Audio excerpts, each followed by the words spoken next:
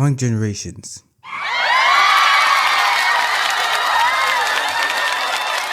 Generally considered as the series' masterpiece by many, this game is extremely loved not only by fans but by casual players too that don't necessarily know much about Sonic, and that is for many good reasons. The game itself is really polished, the gameplay is fun and replayable, the presentation is on point, the story is... Thanks, Big Blue. That's the first time I've ever been stolen. Alright, and the music is top notch. Plus, thanks to its release on modern platforms last year with Shadow Generations, a game that is just as good if not even better than Sonic Gens, the game really solidified itself as one of the series' best. But hey, all of what I just said may be stuff y'all already knew. So today I want to focus on one point I brought about the game just now. The music. In the game you can unlock tracks from past Sonic games to use in the main game, all from Sonic 1 to Sonic 4, the last game released at the time. On the surface, it looks like a simple, cool idea to please longtime fans of the series, and yeah it is, but it may be also something more interesting. I think that I have discovered that there is an intended way to use all 50 tracks of Sonic Generations, and they are all meant for the mission gates. This goes for Shadow Generations as well, but we'll be focusing on Sonic Gens for this video. So for those of you who still think Sonic X Shadow Generations is still a short game and you wish to squeeze a little bit more time out of it, stick with this video and like and subscribe. I'm trying to hit 50 subs. And yeah, let's hear the rules.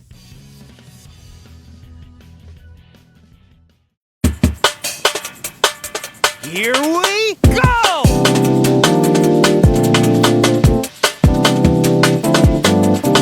Alright, so here is the info we have got to keep in mind. There are 90 missions, 45 for Modern and 45 for Classic, that are separated into two groups of 5 for each zone. In these missions, there are 3 that use the same soundtrack as the main level. The other 2, which are the ones that with Sonic's friends, use original remixes. Take for example Act 1-3, the one where you race Knuckles as Classic Sonic.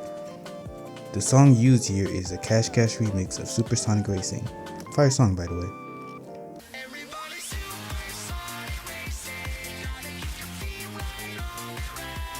Now look at the track list, keeping the structure of the missions in mind, and you will notice that coincidentally there are 3 tracks chosen for every single mainline entry, including Sonic CD, which doesn't even have a level in the game. You end up realizing that the songs were intentionally set to be used for every challenge act that have the same song as the main level, so that the missions don't end up feeling too repetitive on replays. Now with the info we got, here are the rules. 1. We can only use the same song twice, that being one for Act 1 and another for Act 2. There will be cases where a track can have more than one valid placement that I will notify when I get to them, but we will not use them. It's just another alternative if you want something different. 2. We will not use songs from one era and another era unless a character appears in the game that the song is from. Every song that I will use needs to stay in their respective eras, and that's including the spin-off tracks. For example, for the Classic era, I can only use songs from 1991 to 1997, for the Adventure era 1998 to 2006, and so on. This rule can only be ignored when a character, like let's say Vector, appears in a location or time he has never been in, like Crisis City. To make it easier, this is how I see the placement of these games in Generations timeline. 3. The Doppelganger Race missions are the only exceptions to the first rule. I will skip all of them for now and talk about them last because as you will see, there are a lot of tracks that could fit with them. Instead of going level by level, we will be going song by song to not get lost and repeat on the same tracks over and over again. However, we're not going to necessarily go in order, which is why I made a list to keep track of where we are at and what songs are left. I will be using the modern Jet Set Sonic and Classic Jam scheme because you know this topic is music related and we're going to be listening to some jams. What? Yeah, clever, I know. So without wasting any more time, let's get to it.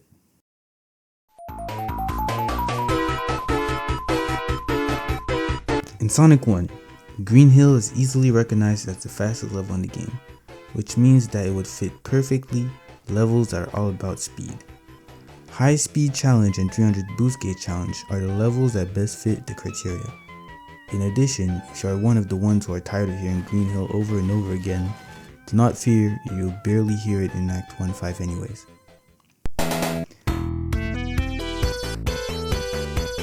Lookout Below can be a reference to when crumbling starts being actual threats in Marble Zone, while the Buzz Bomber's Revenge just reminds me of the stupid placement of these things in the original game.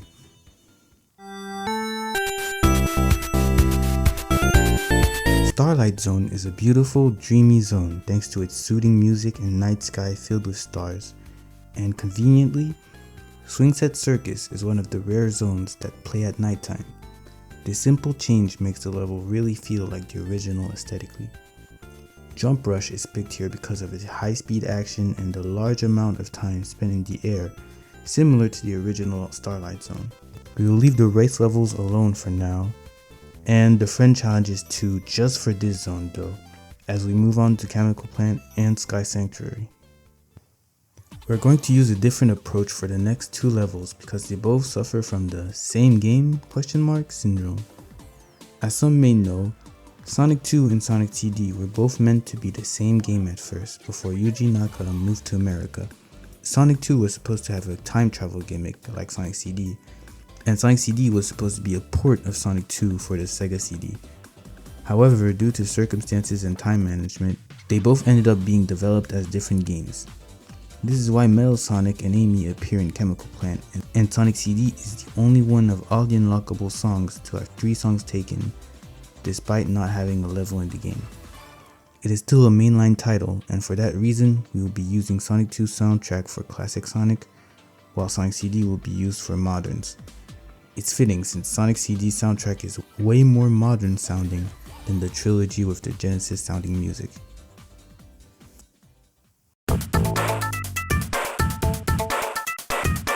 Even though Tails doesn't have much to do with this one, it's more about the name. Toxic skies, toxic caves, you get it. One ring challenge at first brings a sense of danger and a lot of action. Using Sonic Boom on this level makes me feel like I'm playing Sonic CD's intro, especially when I do it flawlessly.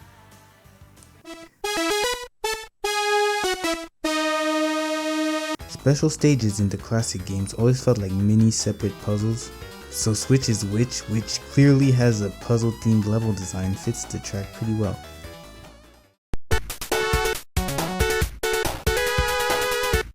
After playing the Christian Whitehead ports and Mania, I can see that Chemical Plant is treated like a half-baked water level. Bubble shields are extremely present in both games, so if elemental shields were added in Sonic 2, there will definitely be a lot of bubble shields.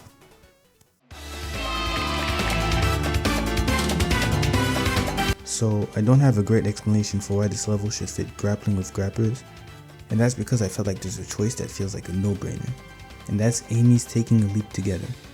It makes complete sense since Palm Tree Panic is not only the first level of her debut game, but is also the level where she first appeared in. Some may say that Collision Chaos is where she was first introduced, and that isn't completely true. It is the first level where you can't miss her, but she is first seen at the end of the first act of Palm Tree Panic. I found a better track for that level, so we will be leaving it alone for now and give Palm Tree Panic to Act 2-4.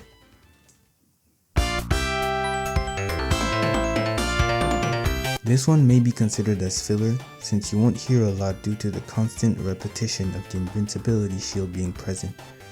But it's also the first level of the game, so not only was it bound to be picked, it could also reflect how easy the actual level is.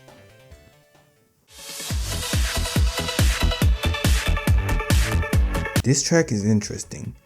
This is the only unlockable song that is an original remix. That's because it's also a nod to how Sonic CD had in Japanese and US soundtrack. So even though the Japanese OST is the most recognizable, the composers didn't leave the US soundtrack enjoyers out of the picture. So this goes obviously for Metal Sonic's rival battle, but I do have a theory that it was also meant for 2-5, Underwater Ring Machine, as you can basically do the same thing as in the rival battle versus Metal Sonic. racing against one of Eggman's robots, only this time you have to collect rings before you reach the goal. Fun fact about Generations, this game does not consider Sonic 3 and Sonic & Knuckles as the same game. In fact, only Sonic & Knuckles is mentioned in the end credits. I don't know if it has something to do with Michael Jackson's music again. That just means we have 6 songs from Sonic 3 and Knuckles, 3 for Sonic 3 and 3 for Sonic & Knuckles. So we will be using the same formula we used for Chemical Plant. Classic gets Sonic 3, Modern gets Sonic & Knuckles.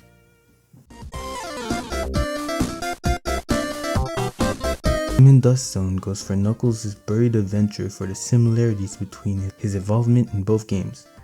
In Sonic 3D Blast, Knuckles and Tails, by the way, don't really do anything besides waiting for Sonic to bring them 50 rings to attempt to get a Chaos Emerald.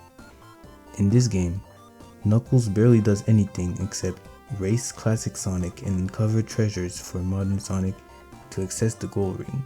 He's basically doing the same thing again. Marble Zone in Sonic 3 is the first level in the series to introduce the gimmick of holding gears to advance. In Egg Robo Rush, this gimmick is frequently used, so it fits pretty well.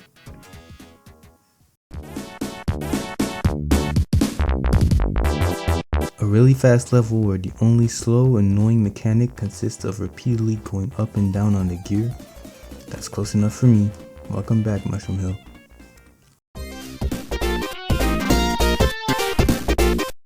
I originally gave Flying Battery to this one because of the name and the constant shift of areas, but then I remembered that I can only use songs from Sonic 3. So I picked Hydrocity because of the darker setting and that the portal's slow prep time before launching you at high speeds remind me of the gears that kept Sonic in place for a while before launching Sonic at top speed in Hydro City.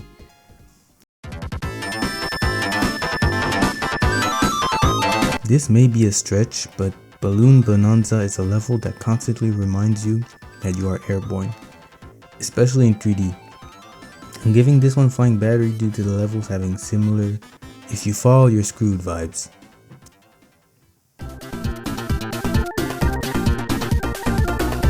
Like Emerald Hill, this is another track that I consider as an obligatory first level appearance, so I put it with Ring Time because it didn't fit the other tracks as much as the other songs did. Now that I look back on this, it's kind of funny how I gave the tracks of all the first levels of their respective games to missions where you can barely hear them. I guess what I'm trying to say is that these are songs that I'm really familiar with due to me playing these levels so much.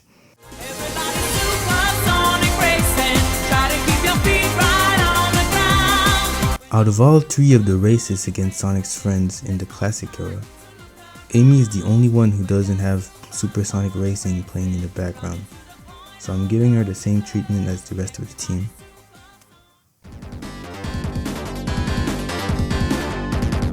I consider the high-speed hijinks and one ring challenge levels as mini hard mode versions of the main levels.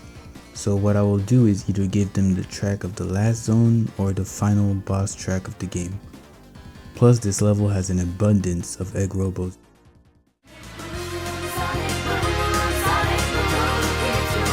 I usually let the boss tracks as is, but if you want to change it, I'd recommend Sonic Boom to have this modern feeling of having a vocal track for the final boss.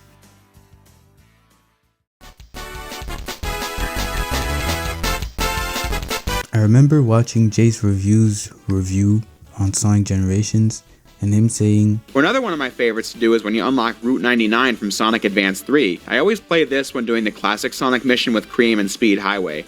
It's like this track was in the game to be played here. Like, it's 2D, you're partnered with Cream to collect Chow in a daytime Speed Highway. It's Route 99. I love it. And yeah, it completely makes sense. Chow Hunt fits perfectly the game where you're literally doing the same thing. And while we're here, let's backtrack to Chemical Plant and give Route 99 to Amy's taking a leap to get her mission as well. The gimmick of this mission is to use the exact same ability she had in Sonic Advance 3, so it goes here. We are not breaking any of the 3 rules since Amy does appear in Sonic Advance 3, and it is used for Act 2.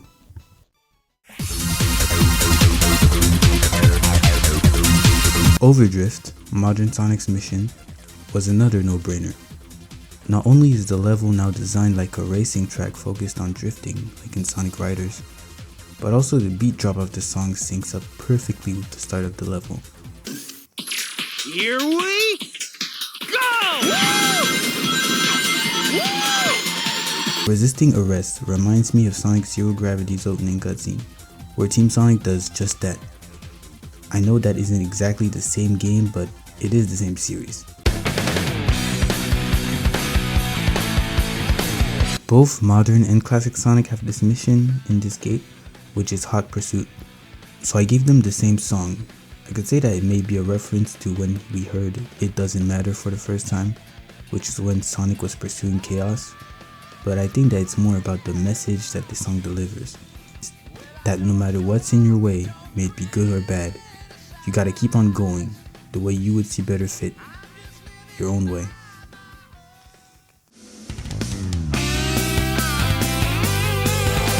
Classic Sonic's High Speed Challenge, wow, 4 times in a row, gets the same obligatory first level as the previous zones, where the track of the first level is used in a mission where you can barely hear it. In Modern's Drill Baby Drill, just like Overdrift, the beat drop of the song syncs up perfectly with the time you land on the ground to start drilling. Here we go!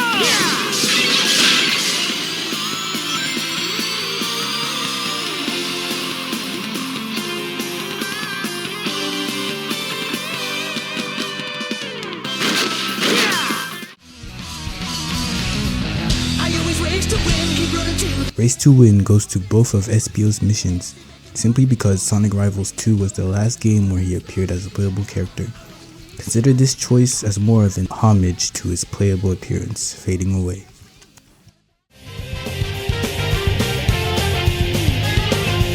Metal Harbor is the only level, aside from City Escape, where the skateboard makes an appearance, so it fits with the mission all about skateboarding. As for Modern Sonic's Topsy-Turvy, I'm going to be honest, I do not have a valid explanation, so if you have any suggestions, please comment down below which level would fit this one, because I could not find one.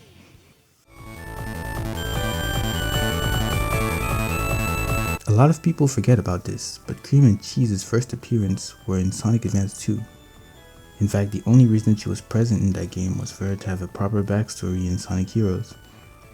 So she gets Leaf Forest.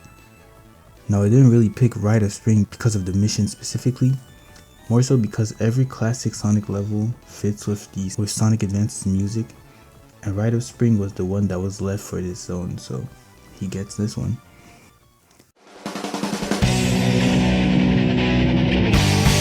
Thunder Shield Challenge and High Speed Hijinks 2 get Green Forest because of the heightened sense of urgency and danger in both levels that can be seen as parallel to Green Forest itself.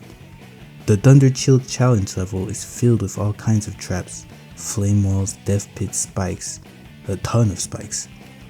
High Speed Hijinks has more fast and tricky enemies due to its increase in speed. So Green Forest, a level all about speed and urgency, goes right with these two levels.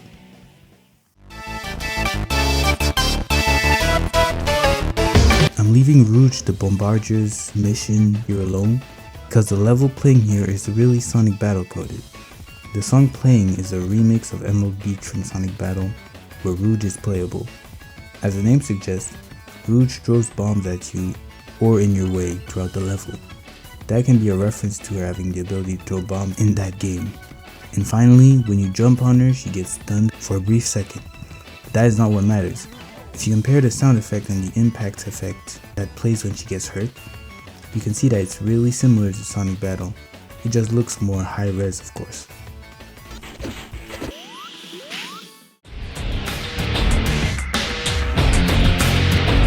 This one is another easy pick. I Am All of Me clearly goes with Shadow's rival battle. I don't see where else could fit in the game aside from here, honestly. I would appoint Green Forest as an honorary mention, but we already used it twice, and that goes against the first rule. I'm taking the song literally for Classic Sonic because it's literally Sonic being a hero by rescuing animals. It doesn't get more real than this. As for Modern Sonic, Surf, Sea, and Sand sounds familiar, right? But for real though, the mission asking you to perform completely different actions to progress is really Sonic Heroes coded. No other level fits best to represent my GOAT.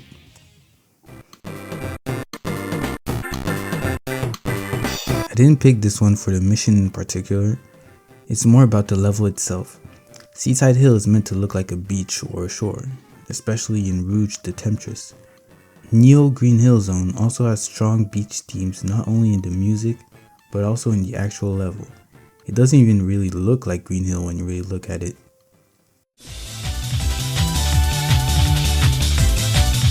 Here is another fun fact. Special rings, the multicolored ones that allow you to perform tricks, first appeared in Sonic Heroes.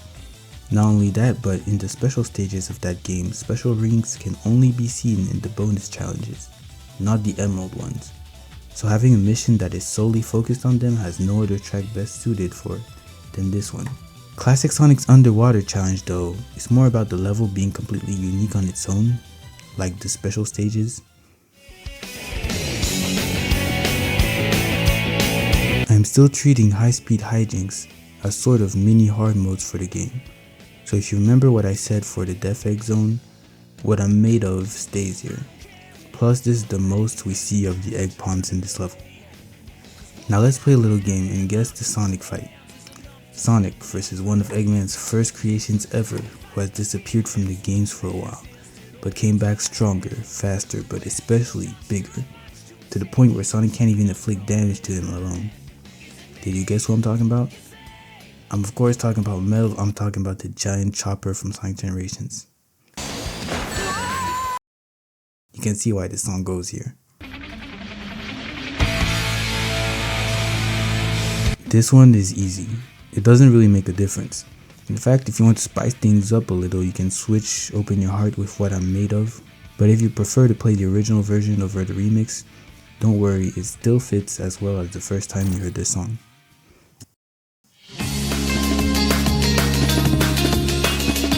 I picked Wave Ocean especially for the relaxed vibes of the levels. Switcheroo is not really action heavy, you're mostly pressing switches to figure out how to progress. There are barely any enemies to attack. It's pretty chill overall. Gold Post Juggle is even more relaxed compared to other speed and action levels. You're just slowly pushing the goal towards at the end of the level. If you want to be creative, you can even see the wind blowing as a soft breeze that you'd usually see at the beach. Instead this time it's from an active fire tornadoes. Sonic Freeriders was, unfortunately for him, his last playable appearance, so he gets the honor to herald its theme song.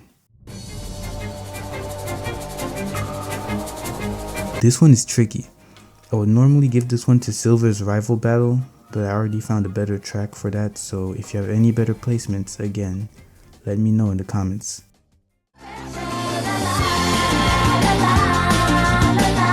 I'm using a new venture instead of Right There Right On for two reasons.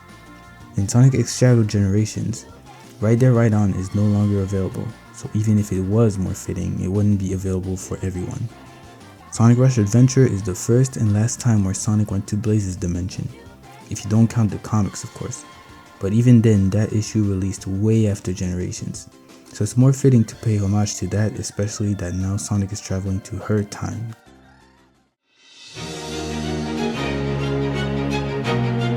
Again, just like Kingdom Valley, I don't have a valid explanation here other than being necessary to have the main theme of the game it represents in the game.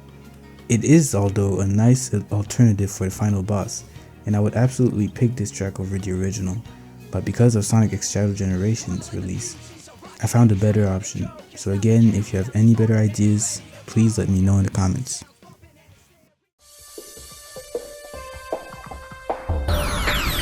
Sonic originally met Silver in Sonic 06, but at the end of the game, everything that happened in it, including them meeting for the first time, has been erased. So technically they shouldn't even know each other. However, they do meet and fight again in the near future in Sonic Rivals. So having Quick Trip to Paradise play here over his boss team in 06 actually makes more sense story-wise. Barrel Ring Bonus is the only modern level that requires you to collect a set number of rings without the sprinkler messing with you. This time, you find most of the rings in barrels. Even though that may be unrelated, I will say that this is a nod to the ring trials in Sonic Unleashed, where you had to replay a level but collect a set number of rings. In Generations, Spagonia and maybe other countries are celebrating Planet Day. That is the reason all the continents' flags can be spotted in front of Professor Pickle's lab, and a lot of balloons are flying around. That's why playing the track where the whole adventure started in high-rise balloon climb should fit pretty well. Plus, it's a pretty relaxing track for a slow-paced level.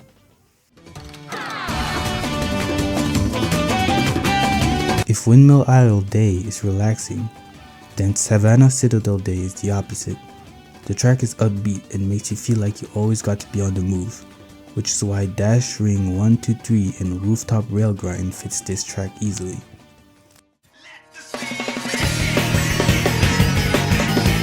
In Charmy's Don't Bug Me, you must go through the level while avoiding traps and obstacles set by Charmy.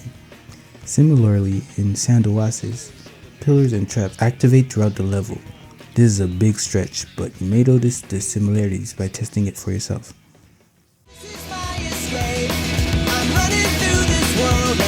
Endless Possibilities is one of the best vocal tracks in the series, and a big part of that is because of the lyrics describing who Sonic is in this game. This track doesn't only fit Endless Boost just for the similar title. Sonic's actions in this mission also mirror the lyrics in the song, which is running through the world and not looking back. One Ring Challenge 2 reflects the whole message of having the power to have such endless possibilities inside you, no matter how little you have, which in this case is your rings.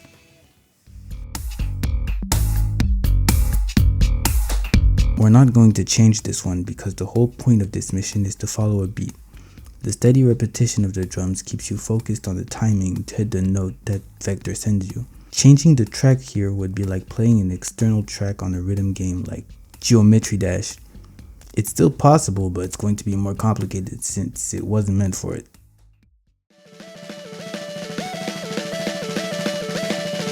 With your powers combined and Orange Rocket Blast Off, the first and last acts of Planet Wisp get Reach for the Stars for their level theming being about the Wisps. With your powers combined reflects the usage of Wisps in Sonic colors to all of the elemental shields. There are both colorful power-ups used in-game multiple times. Orange Rocket Blast Off's whole level is based around the Rocket Wisp, and is the only mission where you need to use the Wisp aside from another level we will soon get to, so it makes sense to have Reach for the Stars playing here.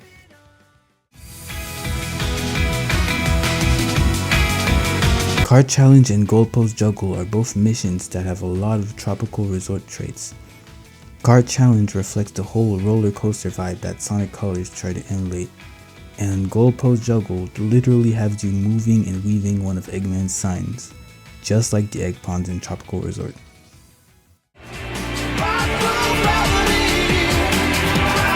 This one is more of a play on the lyrics. The song is all about racing and riding through gravity, and in Charmy's High in the Sky, we're technically defying gravity to progress, so it's kind of funny. This level is annoying, and it's pretty easy. You can finish it under 5 seconds.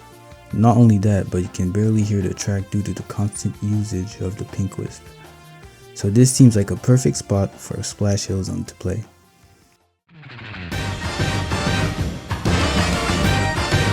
As I don't have a perfect explanation for Action Master having Sweet Mountain, I do think Rescue the Animals being here in Planet Wisp makes sense as it keeps the goal of Sonic Colors alive, which is freeing aliens, animals in this case.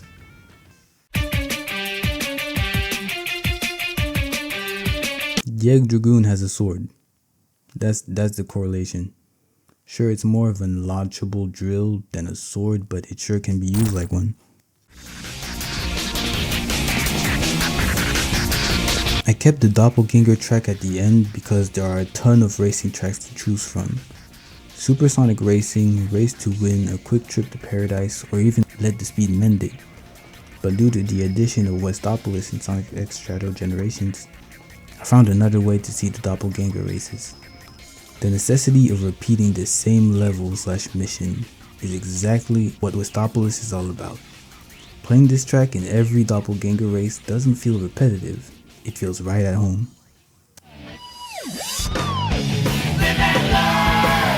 It's not a surprise that there are not a lot of people that like the final boss. In fact, just like the Doppelganger race missions, there are a lot of better alternative boss fight tracks like What I'm Made Of or Open Your Heart, even Sonic Heroes, especially because you're playing as 2 Sonics this time. But in the honor of Sonic X Shadow Generations now being about 2 sides again, just like Sonic Adventure 2, the fight against the Time Eater is now the conclusion of Sonic and Shadow's adventure. So it needs to go here to respect the theme of the game. Not bad. Alright, so I'm not going to pretend that there is a lot of coherence in most of the ideas that I've shown in this video. I also want to make clear that I'm not saying that any of what I'm saying is factual, because it's not. It's a fun idea for a video that I have thought of while playing the game, and an occasion to flex my knowledge on this franchise. Use the music as you see fit. I will too. I don't even follow my own video. And if you have any fun theories about the same topic or even other Sonic topics, let me know in the comments below. While you're down there, feel free to like and subscribe to the channel. I'm trying to hit 50 subs soon and hit 100 at the end of the year. So if you stuck around till now, you may like other similar stuff I'm going to release soon. So yeah. Thanks again and goodbye.